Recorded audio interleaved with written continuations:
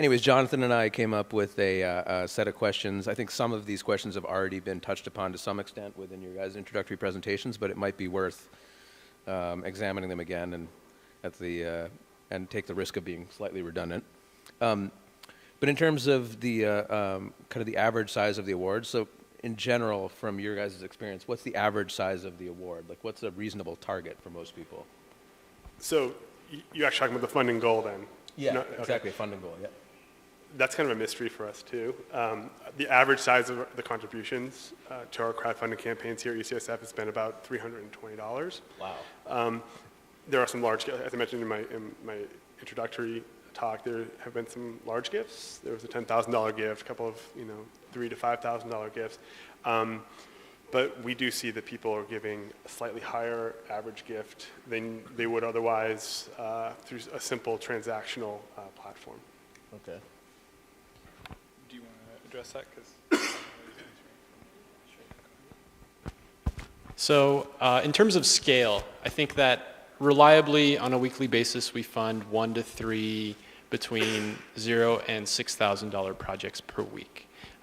So that is sort of the cutoff point where I think they're almost always a slam dunk. Above that, and I think Daniel touched on this earlier, does require a more significant publicity effort. And so oftentimes that requires a little bit of planning ahead of time, thinking about are there press channels we can take advantage of?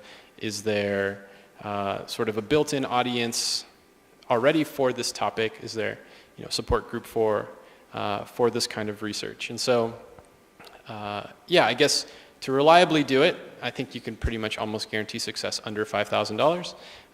Obviously for biomedical research, that's oftentimes a drop in the bucket. So yeah, I think to think on the order of 5 figures, you'd have to do a little bit more planning and think ahead a little bit more. The only thing I would add for if you are going for over 5 figures is to work in concert potentially with your development office, because that's where offline events and major donors really play a role. So for the projects that we have seen transcend that $10,000 mark, there's kind of a mythology that it all happens online. That's actually not the case. So we've seen projects do incredibly well because during the 30-day campaign you might be running, you throw a private fundraiser with 100 of your colleagues, friends, mentors, whatever it may be, and that might raise 60% of your goal right there. And you can literally just project your campaign on a wall of your home or in the backyard and watch the sort of thermometer build. And I have to tell you, some of the old ways are still best. So the classic bake sale, so to speak, still works. And in terms of taking things down to brass tacks, so let's say everybody here in this room has drank the Kool-Aid, we think crowdfunding is a great idea. How do we actually get rolling? How do we start a crowdfunding campaign? So here at UCSF, as I mentioned earlier, definitely have a conversation with somebody in the development office, whether it's an individual major gift officer that you may have a relationship with already through your work, or through Megan Smith, whose name and number I posted on the screen earlier. That'll help you determine the viability of your campaign. Megan will be able to tell you how other campaigns with a similar number of campaigners and similar funding goals might have done, and what are some pitfalls to watch out for. And we have effectively 2 options here at UCSF. The Indiegogo.com option is still available. It's great because it's on a universally, mostly universally understood and known platform. It's international as well. So if you have international donors, it might be a platform that you might consider. But there are fees attached to it that are above and beyond UCSF standard fees. The in-house platform, the Crowdfund UCSF platform, there are no additional fees, so you're getting, at the moment, 100% of the proceeds to your campaign.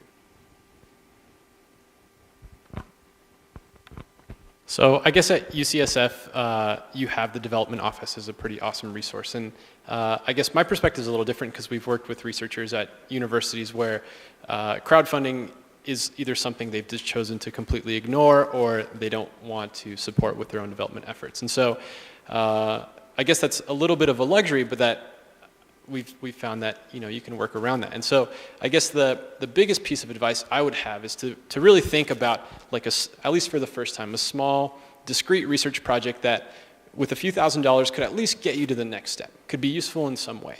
And then just run the campaign, obviously with a little bit of planning, and kind of see where it goes. You might find out that there is, a group of people online that you can help unlock that, or that you can unlock that are actually passionate about this research. And there's kind of countless examples of projects that we've sort of looked at and thought, okay, is this something that we think can succeed? Who knows, let's give it a shot, and they've done tremendously well. And so I guess one thing that I would say is I'm still surprised on a daily basis by some projects that succeed. It's kind of still a black box. So while there are some great indicators of what might make a successful project, there's always exceptions. And so I guess the only thing I would encourage you to do is to try and to start small and kind of be conservative at first. It's kind of a related question, going off script here, but if you look at projects that have succeeded, and I don't know if you'd have the data to analyze this, but if you look at projects that have succeeded in terms of getting grant funding versus projects that succeed within the crowdfunding arena, are there any common themes, or are there any kind of conserved, discordant themes between which projects succeed in both of those venues? You know what I mean? Have you guys actually done a comparative analysis on that yet? That's not really, I guess. No, so. I'll let you talk, yeah. Sure, I'll talk into the microphone rather than just kind of hiding away. So that's a great question. I guess our perspective is a little bit reversed, because oftentimes we'll get researchers come to us and say, I've tried a couple of different funding avenues, and I haven't gotten funding for this research. So sometimes we kind of get castaway ideas, which are usually actually the most interesting and kind of the most exciting and the most novel and risky. And I think that's what draws the crowd to a lot of those projects. So while I don't necessarily have the data to support this, I would actually guess that a lot of crowdfunding campaigns that succeed may not be great fits for kind of more traditional funding. The only follow-up I would give to that is it's definitely not a grant substitute. So, this is really important. Don't view this as just, I have a budgetary hole and I'm going to artificially fill it with crowdfunding. The ask has to fit your crowd and what you're trying to accomplish. But I've seen many institutions where someone unfortunately may have lost a grant, or this happens actually a lot more you see in the humanities, where the size of grant may be $10,000 to $25,000, and for whatever reason they didn't get it that year, and so they look at it as a flat substitute. The problem with that is it's not really a function of that. So this is very much supplemental, but I would also add this is a really cool way to surface and discover new talent. We all know there is, and you actually referenced this earlier, this gap between your K and your first R01. And the telomerase project I referenced earlier, that was a postdoc who won an award internally, but by no means has international renown, but locally was seen as a future up-and-comer. And so he was able to get endorsements from some of the faculty members who did have a little bit more cachet to really help them get the word out. And I would say that the money they raise is just as important as the reputation they're building. So there is something to be said for that as well, which is a fundamentally different way, right, of promoting yourself in science, because it usually was the grant that you won and the colloquia you presented at, and now, I'd hate to say it's a popularity contest, but it does help people get their science out there. Yeah, we haven't done any real analysis. It's hard to do with the diversity of the projects that we've had on both platforms. But unfortunately, we have seen the example that Michael alluded to, which is a PI who is basically dry with grant funding. He needed to pay himself, and he had a great project. It was topical. It was in the news, but what it really took for him to be successful was leveraging outside parties to share his great idea. And there, at the time, there just weren't enough people to help him do that. So it's not a substitute for grant funding. It's complementary. So you've discussed some examples of extreme success and extreme failure, and if you wanted to maybe elaborate on that or broaden that to some other examples, that'd be great.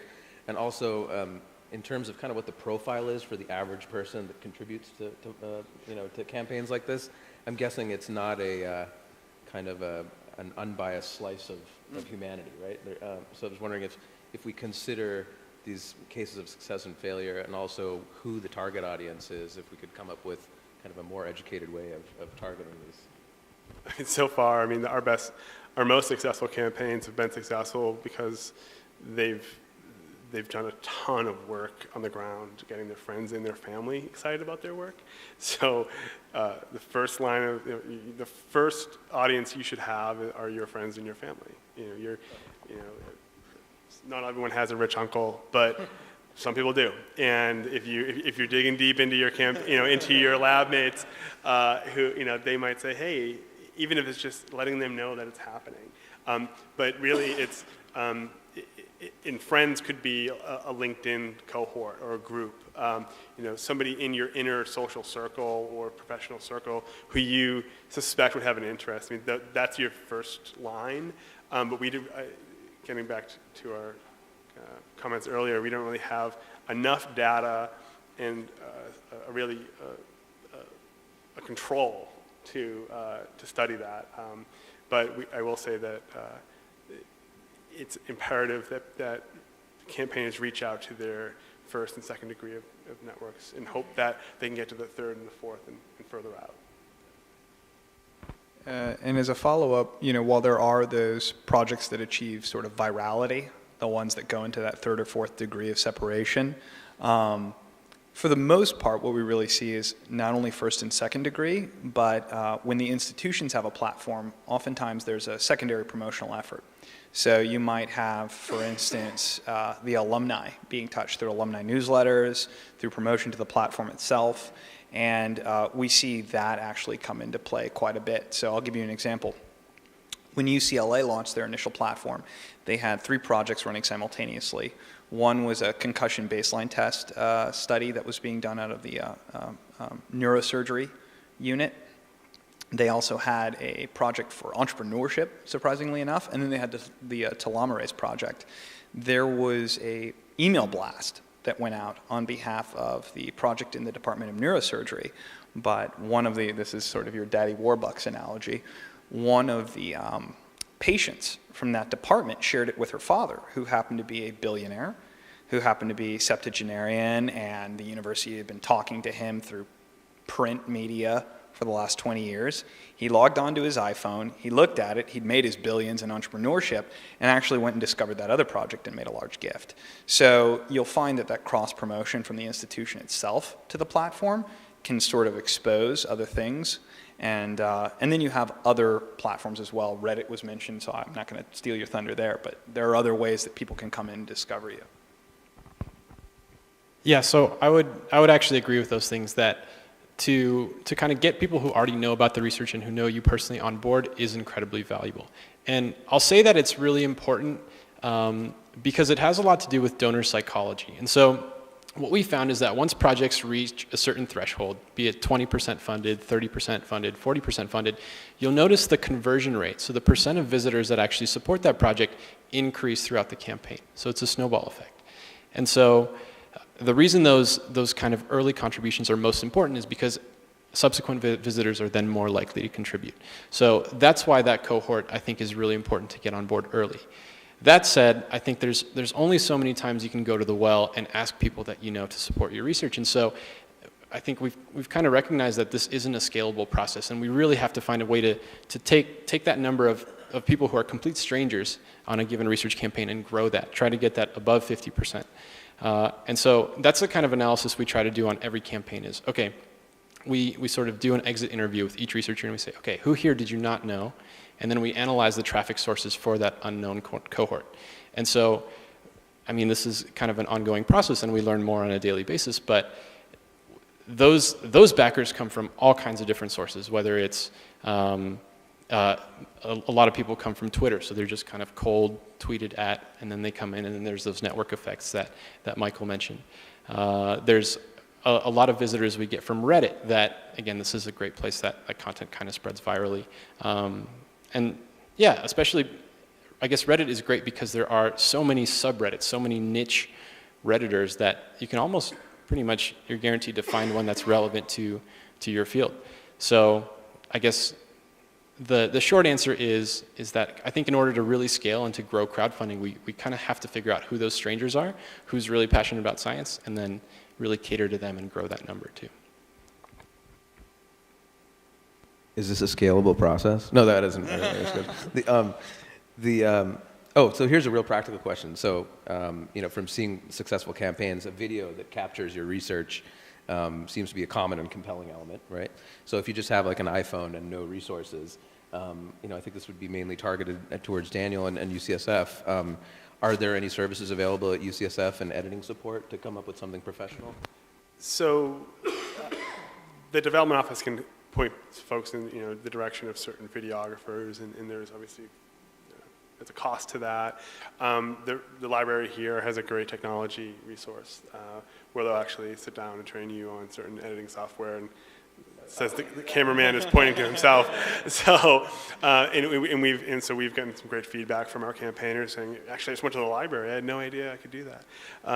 But frankly, the more personal the pitch, and obviously relevant, it has to be relevant to the project, but having something that's maybe a little bit shaky, less polished, makes it more personal. And so you may not want to do a selfie, but you can certainly sit back in your at your desk with your laptop pointing at you. Pajamas. Right. You might wear a tie or not. It's up to you. But yeah, the resources here are limited, frankly. But you can be really creative using the technology that you already own, and I'm sure Oscar has some great examples of how some campaigners have been creative. Yeah, so that's a great question, and a common question we have from researchers is, how professional should this video be? Do I need to make a video? Is it really necessary? And one point that Michael made earlier that really resonated with me is just to make it as personal as possible. So probably the video that sticks out most to me of the, 400 odd projects that we've launched now is one that was actually one of our really early ones. It was a researcher at the University of Washington had just stumbled across a Triceratops fossil in the ground at the end of a dig. They didn't have time to get it out of the ground. They had to go back to Seattle. The season was ending. And so all they needed was $3,000 for a U-Haul and a couple of grad students and a weekend to go back and dig up this fossil. And so basically how he structured his video is he was just in his office, and it was kind of a Q&A situation, and it lent itself really well just to him telling the story, how ridiculous this sounds. And it was phenomenal. I think the stats from that video was almost everyone watched it all the way through, which is incredibly unusual. And so that was, it wasn't professionally done. It was, I think, there may have been 2 cameras in the room, so the angle switches periodically, and that's all. And that was one of our best examples, I think, that I always point to. So yeah, I would not get too concerned about making something that's incredibly professionally edited and cut, but really focus more on being personal and genuine. And if I could share one quick story. So University of California, Santa Cruz has a platform, and they do things a little bit differently there. And one of the projects that they launched was actually for the Grateful Dead archive. That's there on campus. And what was interesting was the archivist, I think it was the first time he came out of the archive in the last 10 years, and they were like, hey, we need to digitize this. It's totally unfundable. How are we going to get this message out there? So they literally took an iPhone, shot him head on. They did some brief sweeping panoramas of the archives, and at one point they were getting 2 hits per second from 20 different countries, overfunded practically instantly. And the whole point was it was shareable content. It was honest. The asks seemed sincere, because if this was an incredibly slick video, then why do you need our money? So realize that side of it too. If it's overproduced, then probably the ask is somewhat underwhelming. So. Since you mentioned the Grateful Dead, do you know the Grateful Dead are actually credited with inventing viral marketing? Do you know this? I did not know. They are, because they, way back in the early 70s, they were the first band that would allow people to bootleg their concerts and spread recordings of their live concerts to everybody, whereas other bands would actually like prosecute people for doing that. And they got so much free traction for doing that, so they're actually commonly credited for inventing. It all comes back to the dead. So just a couple questions to close up, and then we'll open it up to the crowd. So in terms of pitfalls or potential negatives, so are there any, I don't know why there would be, but are there any intellectual property issues surrounding this that are worth considering, and are there any potential pitfalls investigators should avoid? I think that I would just be very careful with using external platforms without the consent of UCSF. Not because experiment.com isn't incredibly useful and powerful, it's mainly because of the funds flow and how gifts come back to you personally versus the institution. We need to be careful of that. But because it's it does flow through UCSF, there aren't any IP issues that it's just philanthropy. It has to be used for the general purpose that you're pitching for. But any work that you do as a result of the campaign belongs to you and the institution. Sure. So yeah, our policy is that any existing understanding agreements between the researcher and universities stand. So Experiment does not claim any ownership over experiment or over intellectual property, nor do the backers. So yeah, we leave kind of that between the institution and the researcher. I guess one thing that might be worth exploring in the future is to actually, well, so now there's crowdfunding for equity. You see, I guess, private companies raising money through crowdfunding in exchange for equity. People, I think, are starting to talk if that model can be applied to intellectual property and research. I think that would be kind of a logistical nightmare given all the parties involved, but it might be a future direction. But that's something we're not dealing with just yet.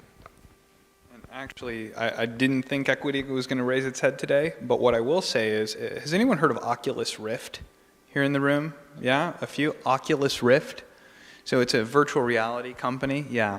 So Oculus Rift was funded originally on a platform called Kickstarter, and it's sort of exactly what we were promised, the future would be. It's this helmet that you wear that sort of gives you a three-dimensional sort of metaverse view of the world. And they raised $2.5 million on Kickstarter to launch the company. Now, why is that important? If they had done that through equity crowdfunding, they would have been diluted. Right? They would have had multiple owners, potentially thousands of different owners and stakeholders. So this is actually something which is definitely beyond the scope of today, but what I will tell you is philanthropy is excellent. It's non-dilutive, you control the IP, your relationship with the institution is preserved. So while you may hear a lot of buzz in the near term about equity crowdfunding, I think that you should really be focusing on first the non-dilutive capital. I think you'll hear more about it down the road from like a QB3, yes, where there is the incubators and post SBIR funding, post well outside of the lab and into translational. So last question from my compromised alveoli. How do you predict the role of crowdfunding in science will evolve in the years ahead? Do you think it's going to become? Sure. So I guess this kind of gets into our grander product vision, but I think that sort of crowdfunding is just sort of the first step in this idea that we have as kind of the full stack of science. So if you get a researcher on board and they crowdfund their research, then maybe then they start sharing these updates. We can apply DOI numbers to those, maybe peer review those lab notes, and that starts moving into micro-publishing. And I think the power of crowdfunding is that suddenly we have the people there, the incentives there to actually publish on the platform. And so, I think that's maybe a topic for a separate conversation. But I guess just most broadly, what we would like to do initially is just a proof of concept is to try to scale the process as much as possible. So involve people who otherwise don't know the researcher, who are genuinely interested in the research, and get them to start supporting projects, to grow that number of repeat backers we have on the site, which is one of our most important metrics, which is people who come back and support multiple projects time and time again. So suddenly that removes that personal, I know this researcher, I'm only supporting them because this is my friend, and that's, I think, a very good indicator of genuine interest in research and in science. And so I guess in the near term, our objective is just to grow that number and kind of see where that takes us. And I think that that will be really powerful in kind of shaping the way science is funded. You know, I'll just add, and this is absolutely not to put doom and gloom on it, but I think everyone here is here because you understand the funding issues that we're facing and that there are some macro trends that are definitely going to continue. You know, so I made an offhanded reference to the Medicis earlier, and while we probably don't want to completely live in a world where, you know, a few billionaires are totally dictating the path of science, what I do think is going to be interesting moving forward is how the private sector will play a larger and larger role. And, you know, everything from opening up peer review to science hopefully not turning into a straight up popularity contest. The one thing I would tell you in the short term to keep in mind is that this is as much about funding as it is about discovering the next batch of scientists that right now are in an existential dilemma. You know, UCSF is at the absolute apex, but we represent multiple universities that don't have the resources and that don't have the cachet. So for me, I think what I hope is this really turns into a storytelling engine, because until scientists start connecting with the people at large to show why science is important, that's when we're going to have problems. And I actually hope that what this actually does is a little more indirect, and it's political. So I'm hoping that more people become advocates for you that then help turn the pumps a little bit more back on in Washington. So I know that's a weird thing, and frankly, it's not yet reached public ears. What you really hear is this is a funding substitute. This is going to totally supplement it. Of course not. The Department of Defense's budget is monstrous because they take a piece of all of us and put it into a pot and redistribute it. So what I hope is you build more advocacy out of it. And again, to echo what Michael shared, it's about building a pipeline and finding new donors, and it's something that I've been active at here at UCSF for the last 7 years, and my successor will be just as engaged with. And I see this as being really like in 10 years, we're not going to have those direct mail programs as robust as they are today, and it's going to require institutions to think creatively about how they tell their story. I mentioned earlier that the Crowdfund UCSF platform is curated. It's curated because we have really currently a manageable handful of projects to consider. Now, down the road, we're going to see a lot more investigators and programs coming to us asking, how do I get on board with this crowdfunding? And at that point, I see it, perhaps becoming more competitive and more institutional in nature, where the central PR representatives at UCSF are actually promoting broadly all of these amazing micro projects that are happening here. So it isn't just the campaigners who are doing all the heavy lifting with respect to marketing. I anticipate having the support of the institution as well, because this is going to be, there'll be a lot more eyes on these projects down the road. So yeah, I think now we're going to open it up to you guys, and you volunteered to be the Donahue/Jenny Jones and walk around with the mic. Really dating myself, the Donahue of the group. Okay, so who's a question for our panelists? Please. Okay. So you've given a lot of examples in terms of research. Has this been used to try to raise scholarships for study, for example, either for domestic or international students? So we haven't done a scholarship campaign yet, but we've talked about it as a way to engage alumni. Most of the alumni we talk to are really interested in supporting scholarship. So we see down the road of allowing the Scale Funder platform to tell that story. We have, many of our projects have actually been more programmatic in nature versus research. So we had a group of nursing students go down to Guatemala with one of the midwifery professors, and they were learning from the midwives in Guatemala, but also sharing their own best practices. And it was, it was referred to as a field trip. Funding a field trip, well, it's funding experiential education, and it was quite successful in both getting the students down there, but also buying supplies for the midwives in Guatemala to hold on to, and it uncovered a great donor in a single alum who didn't have a lot of engagement with the university until she saw this campaign and said, hey, I want to be a part of this. And all it takes is one $10,000 contribution like that to get people really excited. So I think we often push it as basic science platform because we're UCSF, but there's a lot of programmatic aspects to it as well.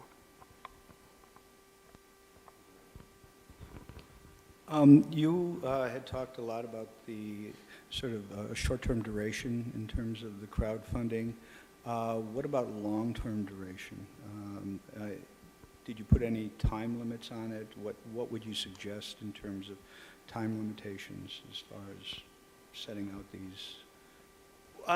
Well, we industry-wide, I think Oscar might be able to speak more eloquently about it, but we've been seeing the average successful campaign lengths at around 45 days, and often it's shorter than that.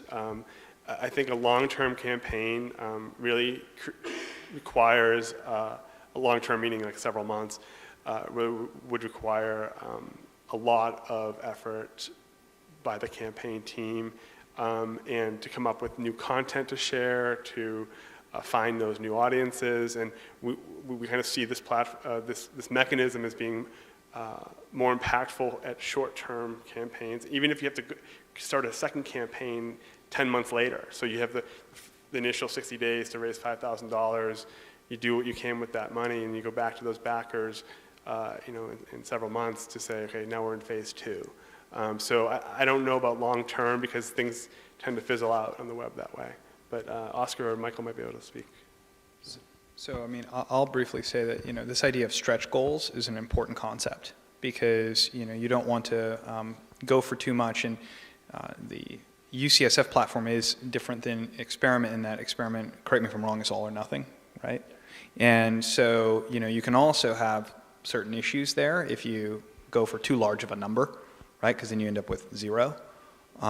So, having small bite-sized goals is important, but also there is this fine line where if you stretch it on for too long, it becomes a zombie project where no one's really driving it, there's no impetus to give, your donors start to procrastinate. So there is a huge element of behavioral psychology there that's been completely proven out by the industry. And if you wanted to follow up, I mean, on that, I don't know. Yeah, I would agree. I think there's a reason that NPR says, if you donate within the next hour, we will have someone match this. Yeah, so that sense of urgency driven by a short timeline is pretty important. But obviously there's a balance, right? If you can't go for 3 days and expect to, have enough people see the site in order for it to be funded. So it's definitely a balance. When you talk about a 45-day period, so you do all this work to get your video created, you produce some materials that will go up on the site. I'd love you to talk a little bit about that, or we talk about grantsmanship, what kind of, in terms of preparing those materials, what really works. So you get all that stuff up and running on the site, and then what happens? What happens during that 45 days? What are you doing as the investigator to kind of drum up business and try to attract people to your site? Maybe if you can talk a little more about that process. Sure. So I think kind of one metric we've identified as, well, let me back up a little bit. So there's definitely certain steps that are important to take at different phases of the process. So I think the order is actually pretty important.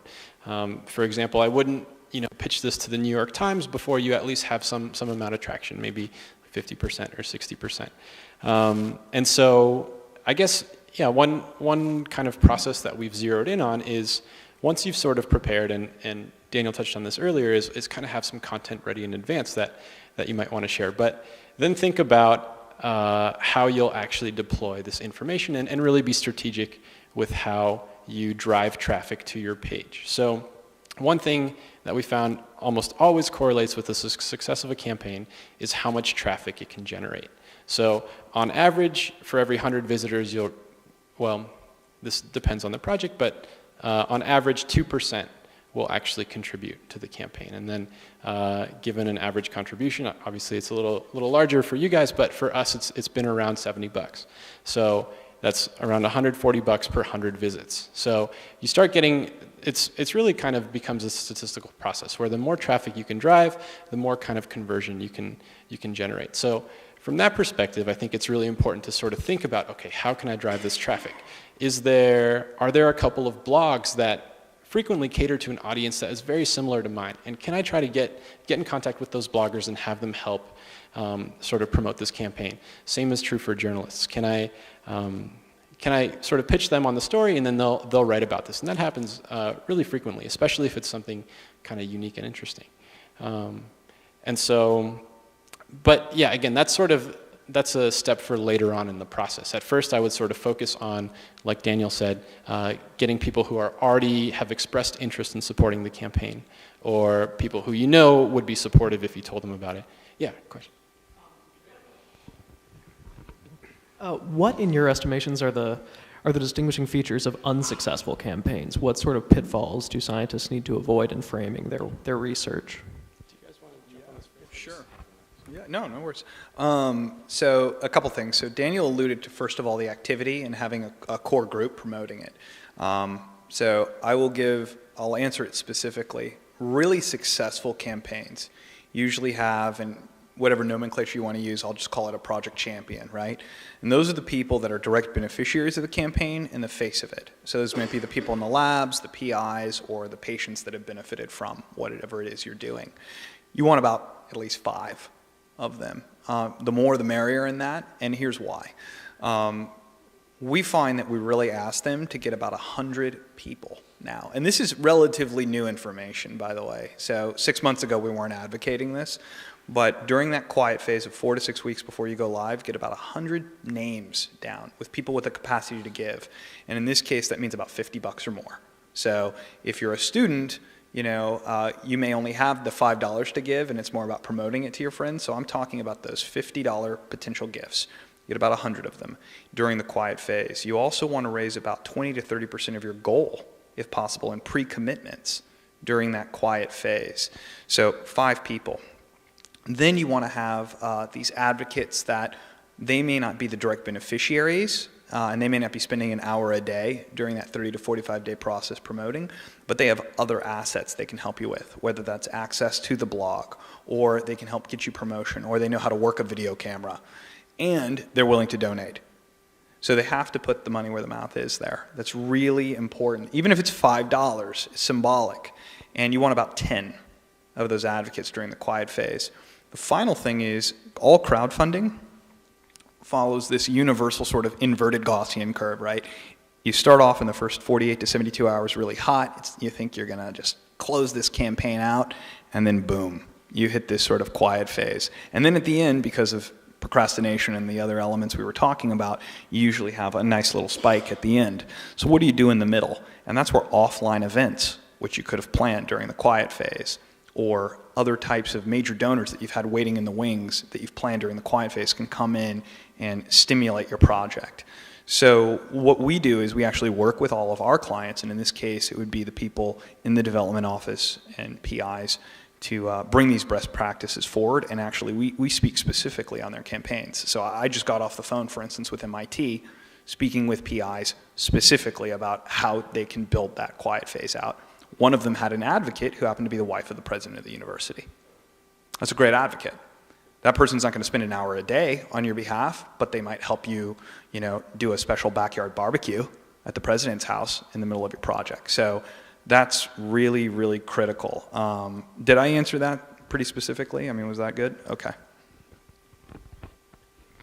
Well, one misconception of crowdfunding that I've had to dispel over the last several months is that if you just put something on the web, people will show up and fund it. And the web is great, right? I mean, but there's so much noise on there that it's the site, the page that you'll be updating and occupying is just the vehicle. The work has to be done in advance to establish who your audiences are. So we've had folks look at alums. We've had campaigners look to industry, those in either as kind of innovators themselves or as journalists in that sector, letting them know that they have a story to tell. Check it out. Here's my website. Again, consistently driving traffic to that site, and also looking at potential, patient advocacy groups.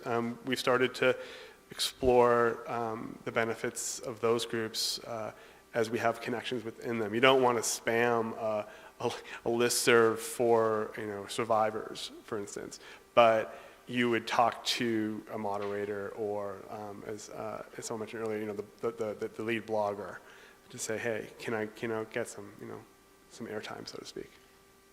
And I realize I actually answered the opposite of your question. What do people do when they're not successful? Okay, Lone Ranger, so someone doing it on their own, someone who goes on vacation in the middle of it, happens more often than you would think, seriously.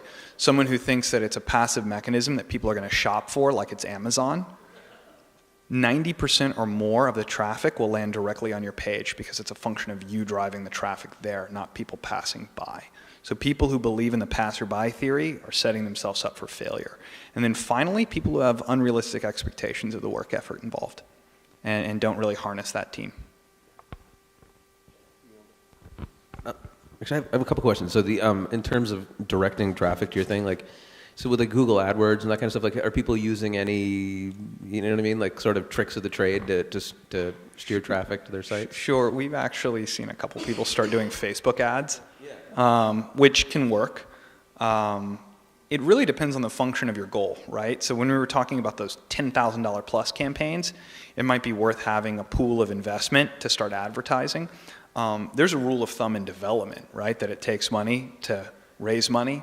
And so one of these rules and again, this is kind of fast and loose, but that you might want to spend 10% for that 100% goal that you're raising. So if you're looking to raise $100,000, you might spend $10,000 trying to raise that, whether it's the event you're throwing or the AdWords you're putting out. The reason why we don't see a lot of that is because goals below that $10,000 threshold, usually you can't really drive that ROI.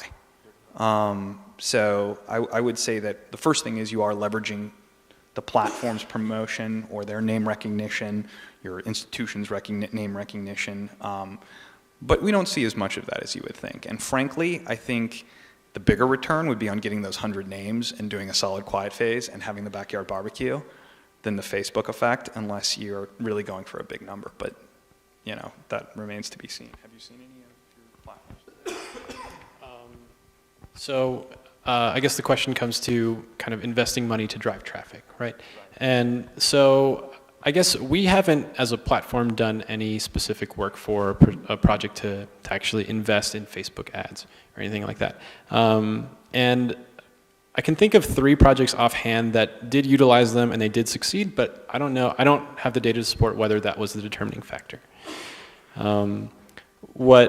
What I would say, though, is we try to de-risk the process as much as possible, and that's why with crowdfunding, the fees are only applied if the project is successful at the end of the process, I guess for all or nothing crowdfunding. And so if you're going to invest in it, and then that might be, kind of a sunk cost.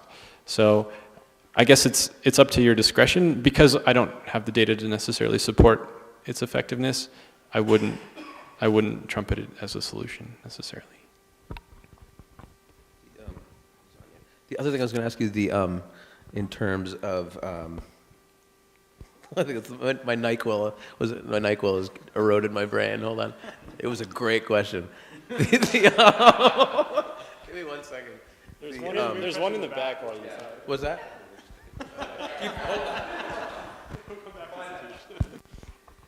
I'll let his memory return. First, this is really a refreshing thing to hear from you all today, and I really appreciate you being here. Just sitting at UCSF where resources have been going down and fees have been going up and things like that. It's really good to know that some of these options are out there.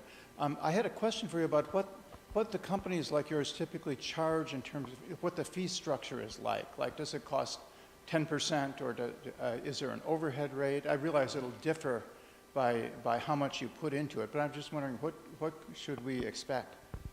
Sure. So I think our answers will definitely be different on this. So I guess before I jump into fees, I should talk about the all or nothing model. So I think that's also unique to us. And so basically the all or nothing model means that the funding goal you set out to raise, let's say it's $5,000, you can only get that funding if you meet that goal or exceed it. So if you raise $3,000 and your sort of campaign time period ends, then we won't actually charge any of the donors.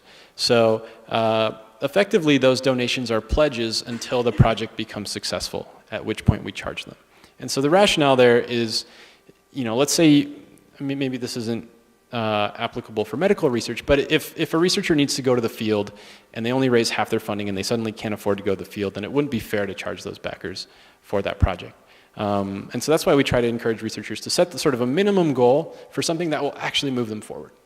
And so that's sort of the rationale behind that. In terms of fees, once a project is successful, we charge an 8% fee on all of the contributions. And so that is a 5% fee to support our operations, and then a 3% fee because we outsource payment processing, because we don't want to deal with we'll let someone else worry about the credit card security.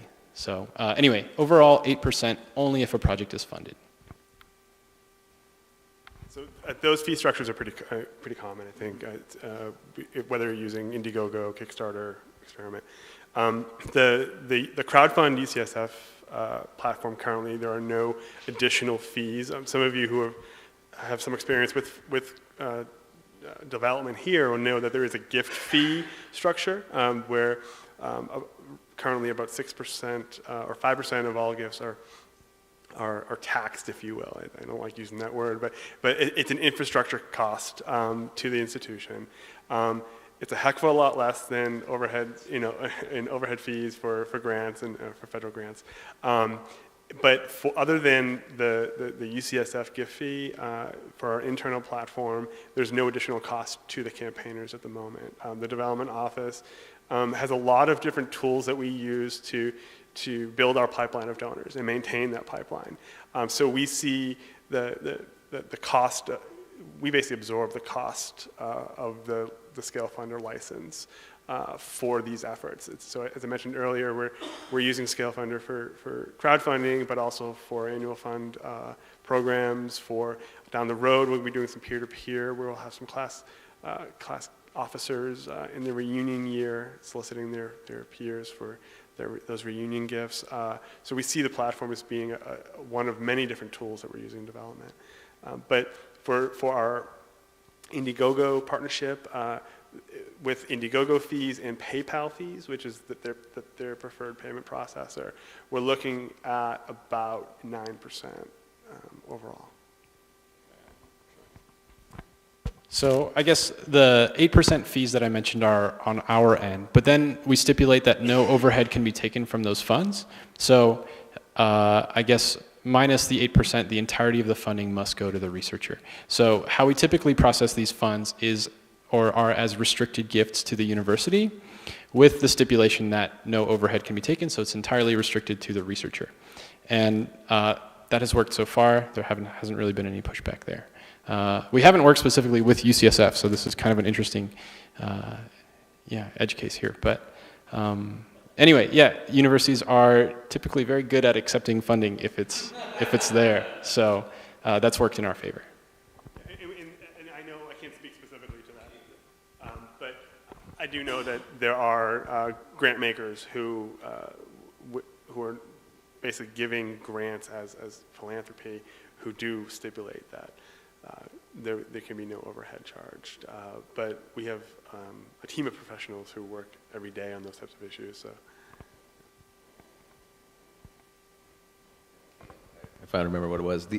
So you mentioned earlier, that in terms of incentive structure, like, on Kickstarter for non-science stuff, people are motivated to chip in because they get like a funky little mug or some trinket or something, right? But that isn't the case with science. But you think that a lot of people are just motivated just by the idea of being part of something cool in terms of exploration, right? What about acknowledging people in publications, like the, I mean, with grants, you know, we have to list every single grant that was involved, you know, in funding the research. Excuse me, but are there cases where people, you know, offer acknowledgments in the publications to incentivize people to donate? Yeah, so this was really cool, actually. 3 weeks ago, we had our first experiment researcher publish a paper in an open access journal. He's at the University of Washington. His name's Dan Jaffe. He's an atmospheric sciences researcher. And in the acknowledgments, he acknowledged all 257, well, not individually, but he said, I acknowledge my 257 backers. He raised over $20,000. It was 2 Septembers ago, so one of our early projects. And he actually included a link to his MicroRhiza page where it lists all of the backers. So that was pretty cool. That was a pretty big milestone for us. We see that as well. Yeah, absolutely. I will say in general, in fundraising in general, acknowledgement is key, right? Getting the appropriate acknowledgement out at the most efficient time possible is essential to kind of establishing a longer-term relationship with those individuals. In terms of perks or levels that we provide, that we offer, we've seen everything from, you know, listing in our publication if it ends up being published, to a trinket. The midwives campaign I mentioned earlier, they brought home several dozen little spoons, decorative spoons that are made on the streets in Guatemala. And so they said, you know, we'll go down there. We're going down there anyway. It costs the campaigners practically nothing to pick up all these spoons, and they sent them as a token of their appreciation. With any platform that you use, there's usually the ability to list your backers on the page. Donor walls are really effective, at least initially. What we find to be really successful for both major donors, I mean institutional major donors, as well as kind of lower level crowdfunding donors, so to speak, is access. People who don't have regular access to a lab or who've never really been on a campus like UCSF, I think they're often blown away by what's actually happening.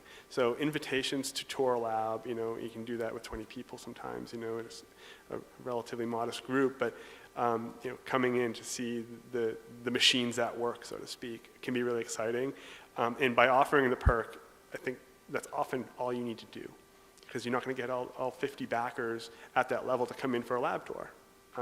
But you might get 30, and then you have a deeper relationship with those individuals. So access is key, whether it's coming in to view the hospital or lab or coming on campus for lunch.